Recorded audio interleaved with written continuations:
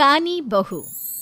किशोरी लाल जी के बेटे राघव की शादी की बात जगह जगह चल रही थी, लेकिन किशोरी लाल जी को कोई लड़की पसंद ही नहीं आती थी।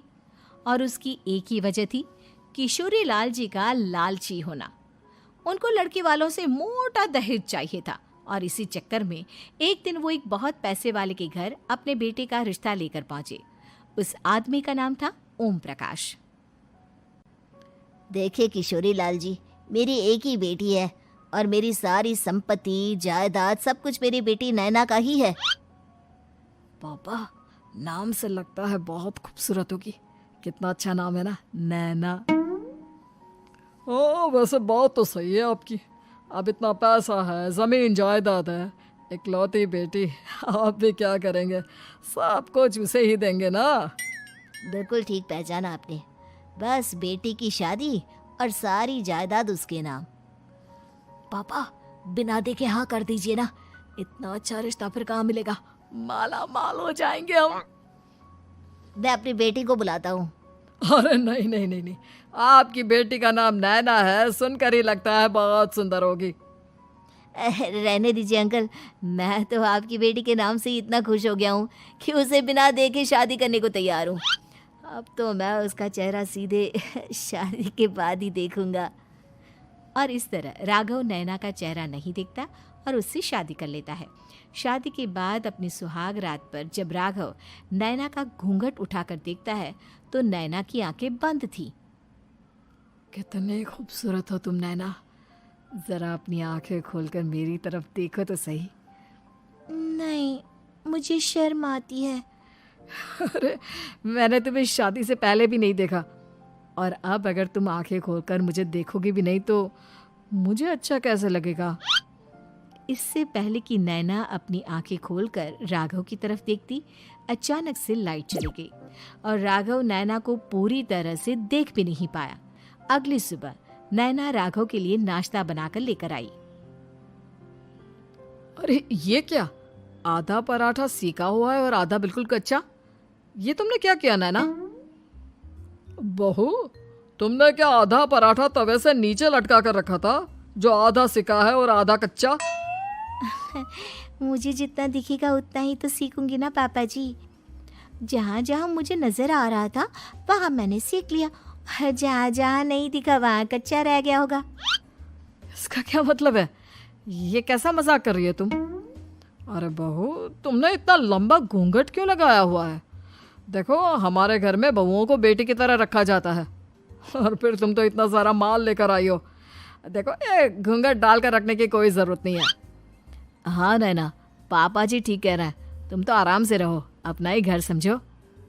नैना अचानक से अपना घूंघट उठा लेती है। अरे ये क्या पापा, नैना की तो एक आंख फूटी हुई है। नाम से नैना, लेकिन ये तो कानी बहू निकली। मेरे साथ धोखा हुआ है, धोखा। बिना दिखाए अपनी कानी लड़की मेरे संग ब्याह दी। मुझे कानी भी नहीं चाहिए। मुझे अभी ओम प्रकाश जी से बात करनी पड़ेगी। आखिर उन्होंने मेरे साथ ऐसा किया क्यों? अरे, आप लोगों ने ही तो पापा से कहा था कि आप लोग शादी से पहले मुझे देखना नहीं चाहते। अब मेरे पापा पर क्यों इल्जाम लगा रहे हैं? अरे लेकिन उन्हें बताना तो चाहिए था ना कि तुम कानी हो, एक आंख से तुम्हें दिखाई नहीं देता। किशोरी लाल और राघव नाराज होकर ओम प्रकाश को अपने घर बुलाते हैं। पापा जी, ये आपने क्या किया? शादी से पहले बताया क्यों नहीं कि नैना की आंखों में परेशानी है? अरे, आप ही ने तो लड़की देखने से मना कर दिया था। और लेकिन आप बता तो सकते थे। आपको तो हमारी बेटी की प्रॉपर्टी चाहिए थी, वो भी पूरी की पूरी। अब क्या हुआ अगर उसे आधा दिखाई देता है? प्रॉपर्टी तो आपको पूरी मिल गई ना। अरे ये क्या बात हुई?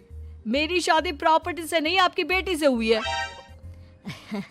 अब ये तो पहले सोचना चाहिए था, तब तो मेरी प्रॉपर्टी देखकर तुम्हारी जुबान लप लपा रही थी। लेकिन मैं कानी लड़की को अपनी बीवी बनाकर नहीं रख सकता।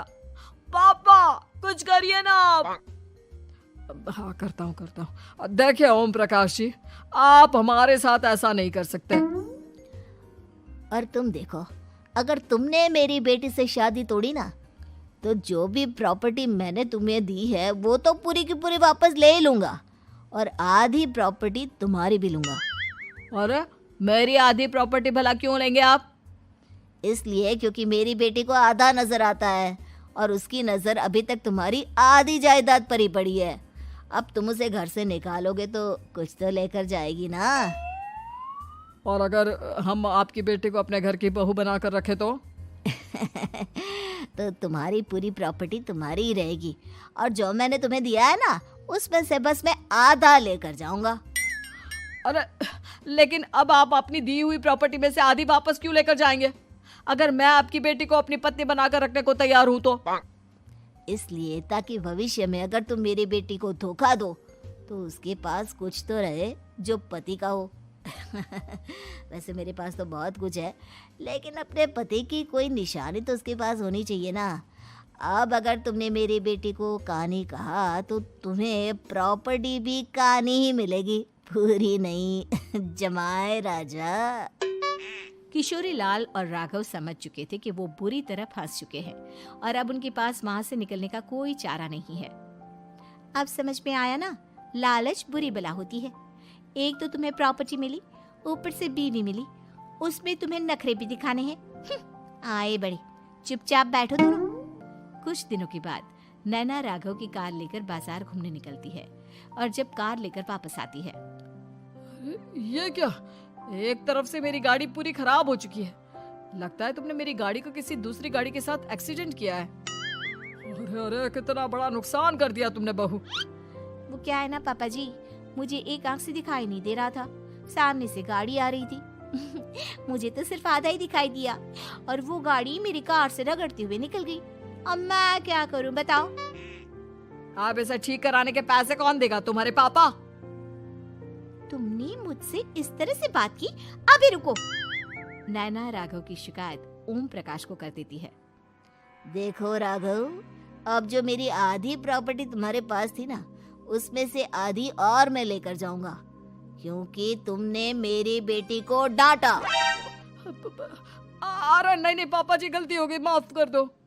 गलती की तो कोई गुंजाइश ही नहीं। अगली बार मेरी बेटी को डांटा तो बची हुई आधी में से आधी और ले जाऊंगा। लालच के चक्कर में हम दोनों ने बहुत बड़ी गलती कर दी बेटा। एक तो तुम्हें कानी बहू मिली और ऊपर से जो माल मिला वो भी काना। इस तरह राघव की हर एक गलती पर ओम प्रकाश उसकी प्रॉपर्टी का आधा आधा हिस्सा लेकर अपना सारा माल वापस ले गया और राघव को कानी बीवी से काम चलाना पड़ा। भाई लालच वाकई में बुरी बला है।